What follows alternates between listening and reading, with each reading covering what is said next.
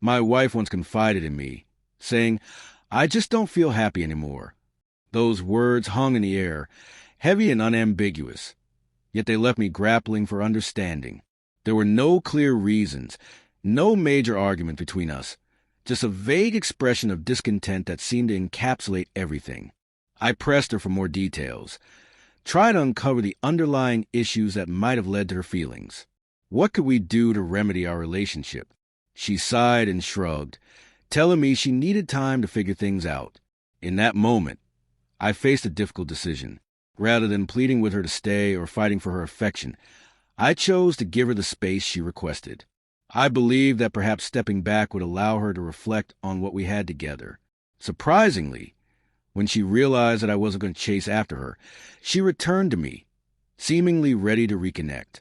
We had been married for years, sharing countless experiences we had weathered together, the highs and the lows.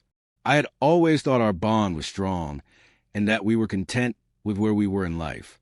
So when her discontentment surfaced seemingly out of nowhere, it left me bewildered. I wanted to know what had changed. Was it something I had done? Was she under stress? Yet all she could say was, "I don't know. I just feel different." Initially, panic set in. I tried everything I could think of to reignite the spark in our relationship.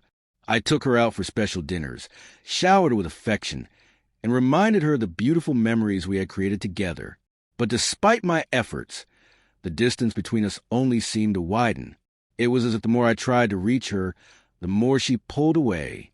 One day, after much contemplation, I made a pivotal choice. I would stop pursuing someone who was uncertain about our future. I decided that I would no longer ask her how she was feeling, or go on my way to make her feel loved. I stopped waiting for her to decide if she wanted me in her life. This change in my approach altered the dynamics of our relationship almost immediately. I noticed a shift in her behavior. She began to reach out to me unexpectedly, asking where I was and expressing annoyance if I was late, despite having requested space just a short while ago. One evening, she approached me with a hesitant look in her eyes. "You've been really distant lately," she remarked. I looked up from my book and replied, "I'm just respecting the space you wanted."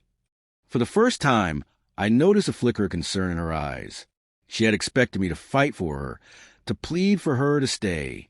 But instead, I was moving on without her. At first, she tried to ignore this change, convincing herself that I was merely upset and would eventually return to my old self. But as the days turned into weeks, her anxiety grew. She started seeking more and more time together, asking if I still loved her, reminiscing about moments we had shared, moments she had previously brushed off. One night, she sat beside me on the couch, her fingers nervously fidgeting.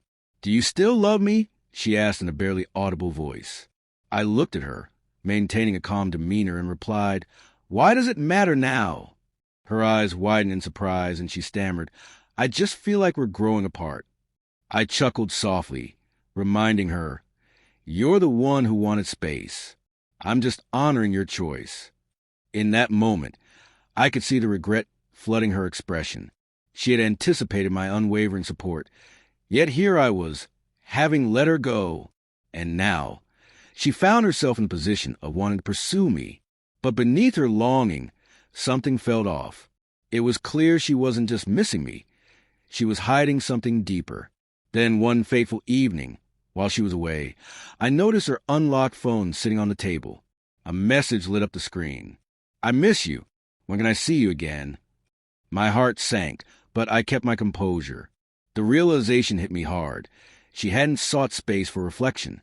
She was looking for options. She wanted the comfort of my love, while keeping her doors open elsewhere. Now that she realized I wasn't waiting around for her, she felt like she was losing everything. I decided against confronting her that night. Instead, I focused on my own well-being, making a conscious choice to stop trying to fix something that had already been broken. She sensed this change in me, and it only deepened the chasm between us.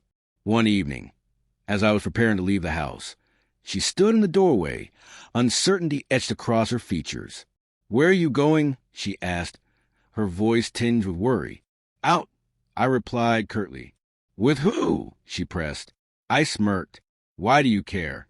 I could see her expression fall as she admitted, I just, I don't want us to fall apart. I shook my head and responded with cold finality.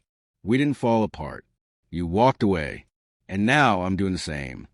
Her breath hitched in her throat as she reached out to me, desperation evident in her eyes. Please, I don't want to lose you. I locked eyes with her and delivered the words that would shatter her world. You already did. With that, I walked away for good. She stood frozen in place, her lips parted as if to say something, anything, to make me stay. But for the first time, her words had lost their power. I didn't turn back. I didn't hesitate. Taking my keys, I stepped outside.